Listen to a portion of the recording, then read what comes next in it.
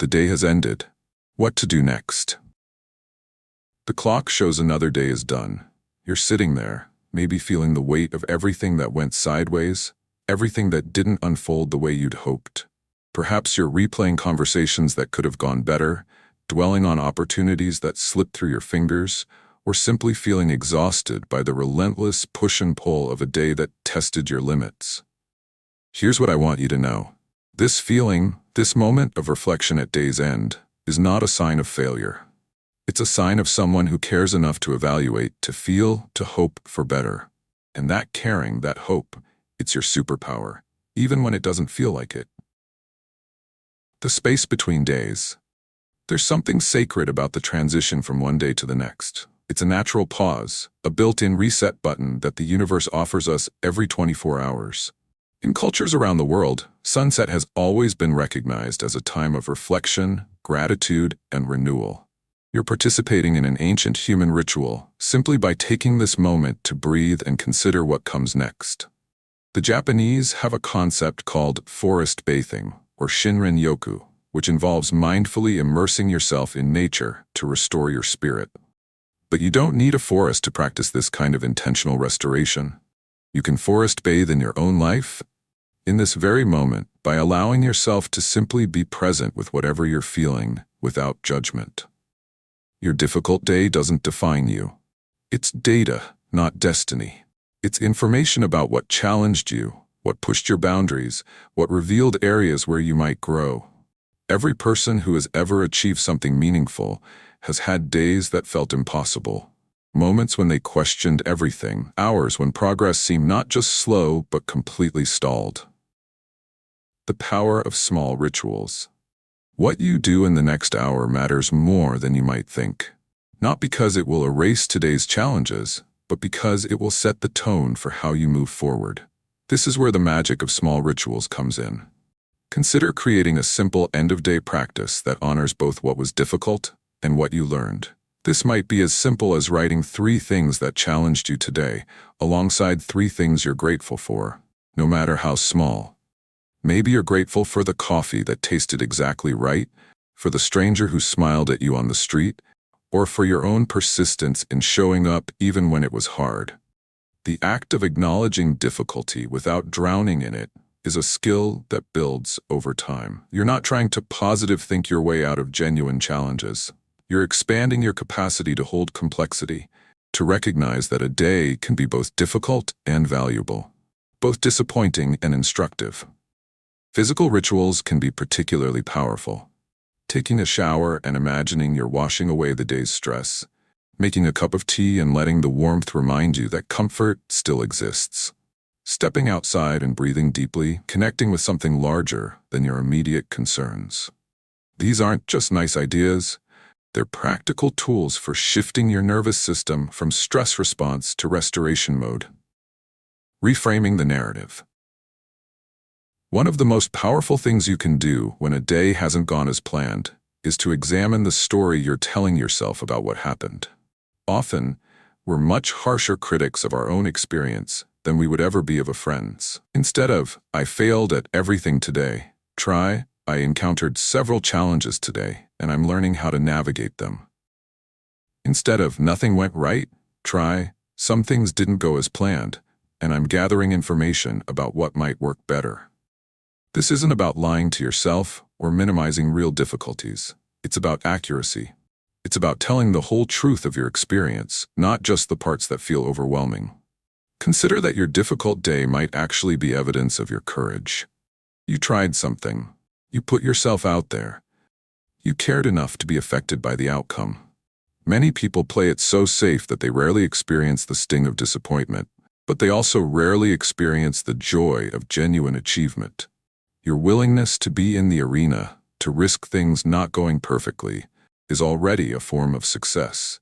Research from psychologist Carol Dweck shows us that people who view challenges as opportunities to learn and grow, rather than as tests of their fixed abilities, are more resilient, more creative, and ultimately more successful.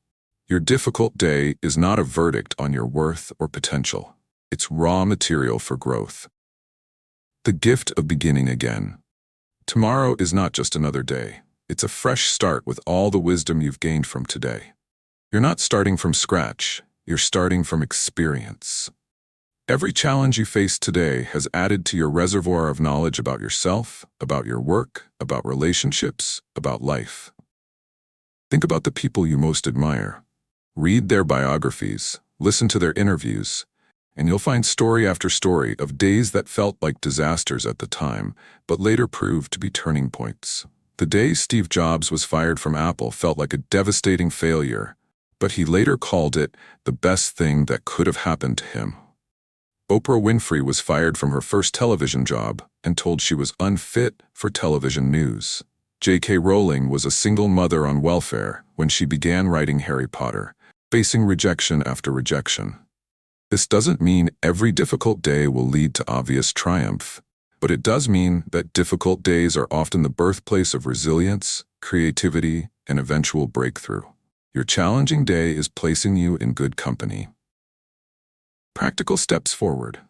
As you prepare for tomorrow, consider these gentle but powerful actions. First, acknowledge what you did well today, even if it feels small. Did you show up? Did you try? Did you treat someone with kindness? Did you learn something? These matter more than you might think in the moment. Next, identify one thing, just one, that you can do differently tomorrow. Not a complete life overhaul, but one small adjustment. Maybe it's starting the day 5 minutes earlier to create a buffer. Maybe it's asking for help with something you've been struggling with alone. Maybe it's taking a break when you notice stress building instead of pushing through until you're overwhelmed. Plan something to look forward to tomorrow, even if it's tiny. A favorite lunch, a call with someone who makes you laugh, a few minutes reading something you enjoy. When we're recovering from difficult days, we often forget to include joy in our plans for the next day. But joy isn't frivolous, it's fuel. It reminds us why we keep going. The longer view. Zoom out for a moment and consider the longer arc of your life. This difficult day is one data point in a much larger story. 6 months from now, you likely won't remember many of the specific details of what went wrong today, but you will have the strength and wisdom that comes from having weathered it. Every person who has ever lived a meaningful life has had days that felt insurmountable in the moment. The difference between those who ultimately thrive and those who remain stuck isn't the absence of difficult days, it's how they respond to them. It's their willingness to treat setbacks as information rather than identity, as temporary rather than permanent, as specific rather than global. You have already survived 100% of your difficult days so far. That's a perfect track record. You have evidence of your own resilience, even if it doesn't feel like it right now. Rest as resistance. In a culture that often equates worth with productivity, taking time to rest and recover can feel like giving up. But rest is not surrender. It's strategy. It's recognizing that you are a human being with natural rhythms, not a machine that should operate at the same intensity indefinitely. Sleep, when you can manage it tonight, is not just physical restoration, it's emotional and mental restoration too. Your brain will literally clean house while you sleep, clearing away the stress chemicals from today and consolidating the lessons you've learned. Trust your body's wisdom about what it needs to recover. If sleep feels elusive, that's okay too. Sometimes the kindest thing you can do is simply lie down and let your body rest, even if your mind stays active for a while. Progressive muscle relaxation, gentle breathing exercises, or listening to calming music can all help signal to your nervous system that it's safe to begin the restoration process. Tomorrow's possibility. As you prepare to close this day, remember that tomorrow arrives with no mistakes in it yet, as Anne of Green Gables would say.